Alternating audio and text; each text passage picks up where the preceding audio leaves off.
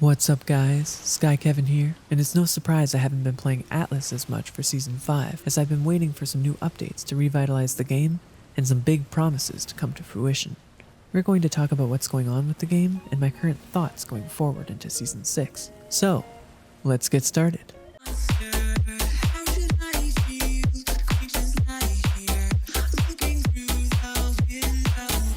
Since I haven't played as much, I can't comment exactly on the current state of the game. From what I've been told, the systems haven't been utilized properly by the devs, and as a result, there are people attacking islands with 5 dragons at the same time, and players' ships still aren't really safe when they're offline. So let's take a look at the Q&A to see exactly what's going on.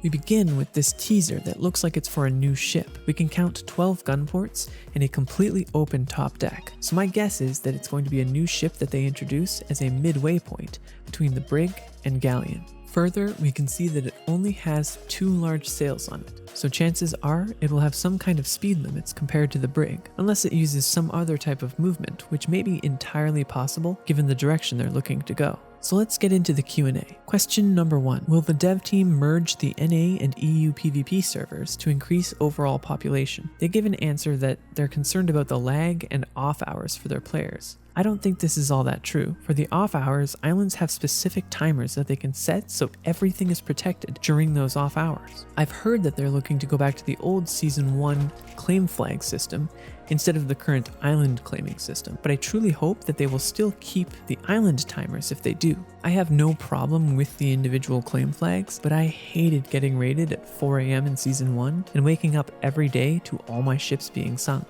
As for the lag difference, I think they simply just don't know how they would go about combining the localized servers. It should be no big deal to have a set of grids on the world map hosted in EU servers, and a set of grids hosted in NA servers, and if you want to move between them, you just do so in game. Plenty of other games have done this to some capacity. Have you thought about making planks less needed on the lowest layer of shipbuilding? This was never really a concern to me, but we'll talk about it a little bit more later with some of the other questions. The next question, blueprint balance and setting clamps on the values, makes sense. They could do this quite easily and it would be a relatively simple fix.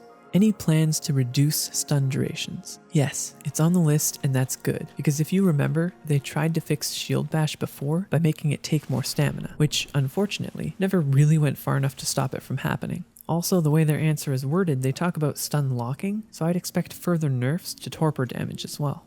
Next, we have what I would surmise as, what will the next ships look like? This, to me, is probably one of the biggest reasons for me making the video. The answer to this question is talking about making ships modular and swapping out pieces for different functions, and it has me very worried for the future of Atlas. One of the absolute highlights is the fact that it has one of the coolest shipbuilding options in any pirate game I've ever seen. You can completely customize how it looks, the ship's layout and deck design, cannons, armor, crafting stations, storage, and even sails. I think it's the one thing that truly shines when you play Atlas. And by the sounds of their answer, they're moving to make ships pre-built, where you can only decide on one finite number of cannons or specific sails placed in specific spots on the deck, or the helm being only located at the very back of the ship. If this is really the future of what Atlas will look like, I have a feeling it'll become strangely a lot like Sea of Thieves or another less realistic version of ship-to-ship combat. The fact that they're already moving away from using planks and resources and more towards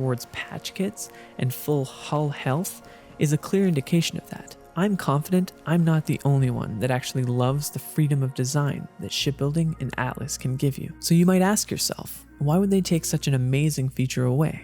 Well, it's not because it just makes, as they say, crazy exploits for ships. Generally, the system was quite balanced in that if you had more cannons and firepower, you had more weight. Many ships were fine in my opinion, unless they had a special specific use. And what's wrong with that? I think the reason for this entire change to new pre-built ship types is to move to a new wind system altogether. They've stated before that the original lead developer of Atlas, his name is Cade for those of you who don't know, was the only one that knew exactly how the wind system works, and hence why they've never done anything to fix blueprinted speed sails or to add new ship frames to the game.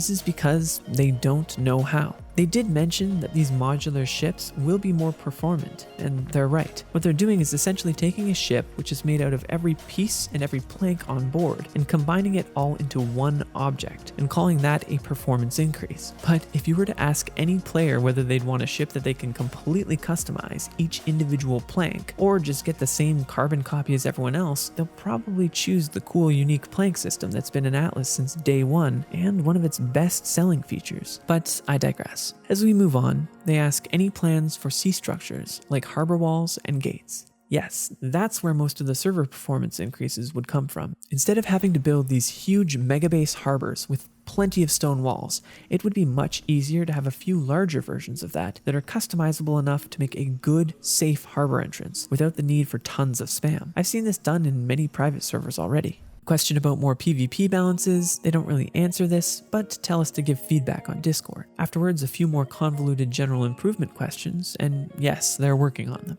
Any new boss fights anytime soon?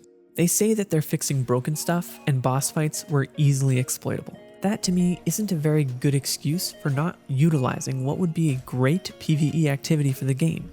You just need to actually fix the exploits instead of taking the entire system away altogether. If players are leveling up by standing over top of the Yeti cave, then reduce the radius on the y-axis that gives experience. If they're grinding the boss non-stop for 10 hours per day, make it a daily reward that you can collect only once. There are plenty of interesting options that they could pursue to make these boss fights fun, interesting, useful, and even competitive. Imagine if your company needed to do your weekly Kraken run, only to be intercepted by enemy pirates and a fight ensues in the center while the Kraken's going on. It's these types of events that would help to drive the interactions between players and give them something to do and work toward while out at sea instead of sitting at home on the safety of their island. Then there's this next question. Will Seahorses and Dolphins eventually be able to follow behind ships? Not only are they concerned once again with introducing more tames into the game, but they want to have them pull ships for additional speed and maneuverability. I, for one, do not want to have to tame 50 Seahorses so my ship can be dragged at max speed through the water like some kind of chariot. Having a specific ship transport, like hooking a dinghy up to a Seahorse, may make it a little bit more viable and kinda cool, because the dinghy isn't really used for much right now. But I'd be careful with introducing any kind of mechanics to do with this further. Any updates on Tradewinds? Yes, they're working on them, but they probably won't be here until the beginning of Q3, aka after this summer. I believe the concept of Tradewinds was introduced at the beginning of Q3 in 2020. Like I said before, they're probably remaking the entire wind system, and the old ship designs may end up by the wayside if this happens. Lastly, any bug fixes, to which they run patches every 2 to 3 weeks. Now, I know that I've been critical of the devs here, going through this response, and by no means do I want to dissuade Nami or Chismebeard for communicating with the player base. I'm sure they're doing as much as they can with what they've been given, and for all I know, this could be the work of Jesse Rapsack, one of the founders of Ark and Atlas, trying to push things to a fresh new perspective and retain some of the old player base.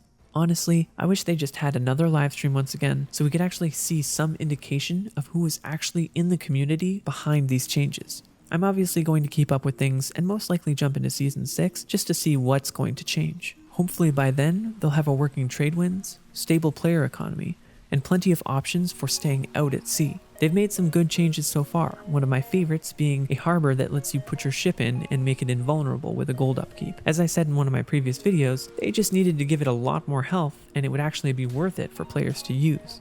Let me know what your thoughts are on the new modular ship types and how you like the currently unfinished trade system in place. Once again, I want to make clear that this is not a knock on the devs, but some feedback and suggestions for the direction I personally think the game should go. I'm always making more videos like this on Atlas and other MMOs, so don't forget to subscribe if you haven't already. Thanks for watching, and I'll see you next time.